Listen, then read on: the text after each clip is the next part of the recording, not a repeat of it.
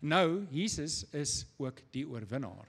Jesus is die oorwinnaar. Openbaring 1 vers 17 tot 18. En hierdie 4 temas loop die hele openbaring deur rondom Jesus. Jy kan eintlik sê openbaring is 'n openbaring van Jesus, van wie hy nou is, om ons te kom bemoedig. Moenie dat mense jou bang praat met openbaring nie, hoor. Moenie, daar's baie ouens wat YouTube video's maak, en hulle versie uit, hulle versie het, hulle versie uit, dan bou hulle teologie, en dan jaag hulle spooke op. Wees versigtig vir dit. Onthou, wat moet ons doen met 'n vers? Lees, altyd, 5 voor en 5 agter. Openbaring is om jou te bemoedig, nie om jou bang te maak nie. As jy bang is, omdat jy Openbaring lees, is jy waarskynlik nie 'n gelowige nie, of jy lees Openbaring verkeerd. Openbaring is daar om my en jou te bemoedig. Moenie bang wees nie. Toevallig, nee. Sien julle daar? Moenie wat wees nie? Wie's bang? Ek eet my pannekoek terwyl ek bestuur. Julle het nie die video gekyk nie. So moenie bang wees nie. Ek is die eerste en die laaste en die lewende. Ek was dood en kyk, ek lewe tot in alle ewigheid en ek het die sleutels van die dood en die doderyk. Dis die punt van Openbaring, juist dat jy nie moet bang wees nie. Wat doen Johannes? Hy val neer soos 'n dooie. Jesus vat sy regterhand wat wys dis guns en hy sê vir Johannes, moenie bang wees nie. Hoekom? Want wie van julle dink, wie is die beste rugby span in die wêreld op hierdie stadium? WP. Nice. Okay. Weet julle, as ons rugby kyk, is ons nie bang nie, want ons span draf op, nee, ons is nommer 1.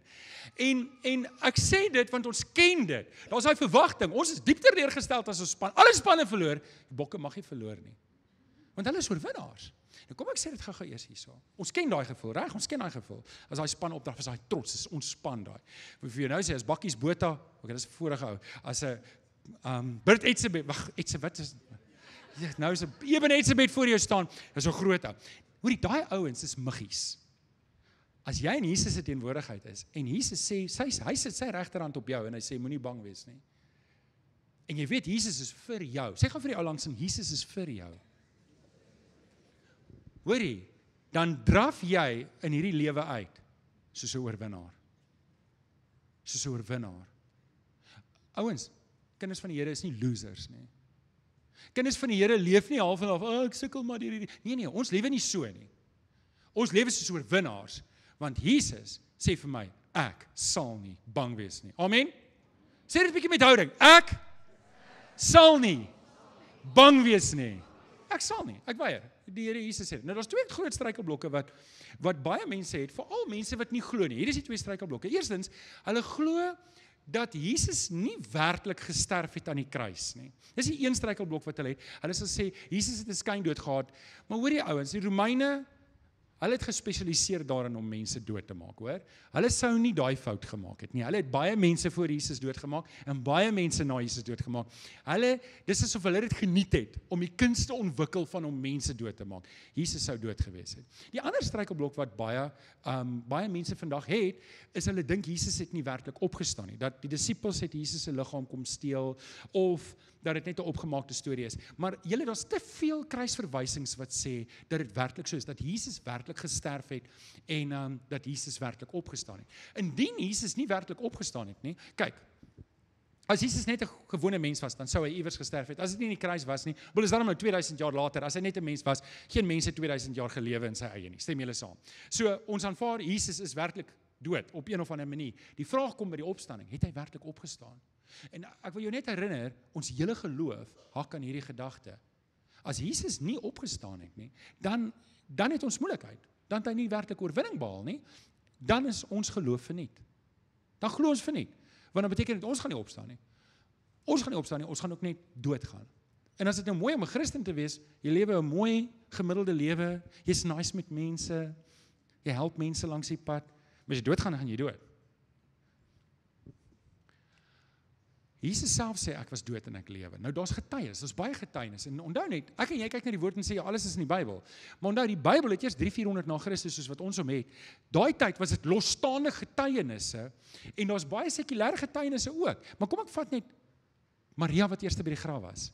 Julle, dis ongewoon. Daai tyd was 'n vrou gediskrediteer. Haar getuienis het nie getel nie, want vrouens was ongeskoold meeste. So die feit dat Maria Magdalena eerste daar was en gesê het, hy het werklik opgestaan, ek het die engel gesien, die engel het vir my gesê, sou gediskrediteer word. En net so, dis soos wanneer 'n kind, dink julle 'n kind sal moeilikheid hê in 'n hof om te getuig? Sal nogal, né? Want 'n kind is so beïnvloedbaar. Maar die feit dat 'n kind dit gesien het, in dit self, gee dit kredietwaardigheid. Want hoekom sal die kind nou wil jok?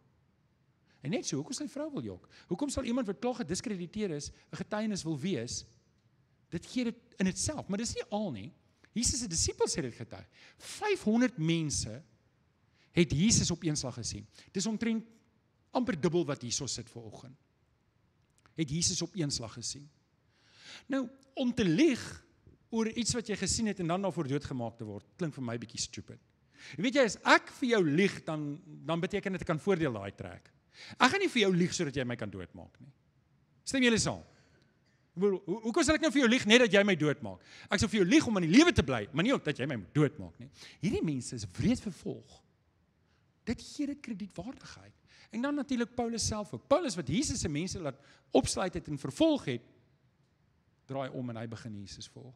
Ek wil vir julle sê, die rede hoekom ek hierdie goed vir julle sê, is sodat jy kan sekerheid hê. Maar weet julle wat is die sterk getuienis wat ons vandag het? Wie van julle sê, ek weet wie ek was, en ek weet wat het Jesus in my lewe gedoen. Wie van julle kan dit? Wie van julle het waarlike getuienis van jy was regtig verlore en jy weet wat se gemorsie aangevang het en jy is vandag hierso en jy sê, ek kan skaamteloos sê, Jesus het my lewe verander. Ek wil hê jy moet opstaan as dit jy is. Nou kyk, as jy dit nie het, is fyn, maar ek wil hê as jy vanoggend hier is en jy sê, ek skaamteloos, Jesus het my lewe verander, ek is 'n getuienis, dan wil ek hê staan op.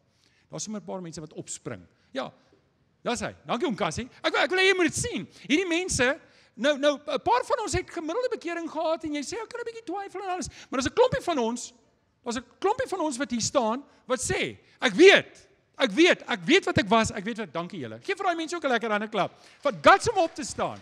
Okay, so julle name is op die lys. 1 Korintiërs 15:54 tot 55. Die Here God sal die dood vir ewig vernietig. Dood, waar is jou oorwinning? Dood, waar is jou angel? Ek lewe nie in vrees nie. Ek lewe nie in vrees nie. Ek is nie bang nie. Ek is nie bang vir siekte nie. Hoorie, as Jesus nie gou kom nie, weet julle wat? Dan gaan ons almal doodgaan.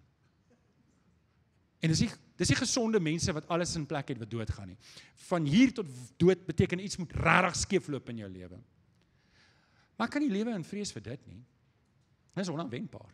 Ek moet leef in die oorwinning wat Christus my vandag gee. As ek die hele tyd leef met vrees vir iets wat kan gebeur, iets wat mag gebeur, iets wat sal gebeur, is my vertroue nie in Christus nie. Jesus roep my om soos 'n oorwinnaar te lewe en ek kies dit. En ouens, ek wil jou aanmoedig om dit ook te doen. Oorwinning beteken iets. Ek lewe nou in oorwinning oor my vlees. Ek lewe in oorwinning oor my sondige begeertes, oor die vrees vir die lewe, oor die vrees vir die dood. Ek lewe nie meer in daai vrees nie. Wie kan amen sê daarop? OK. Ek doen dit nie in my eie krag nie. Ek doen dit omdat die Here Jesus my gered het. Hy's nou my Kyrios, hy's nou my baas. Christus gee my die ewige lewe en daarom vrees ek nie.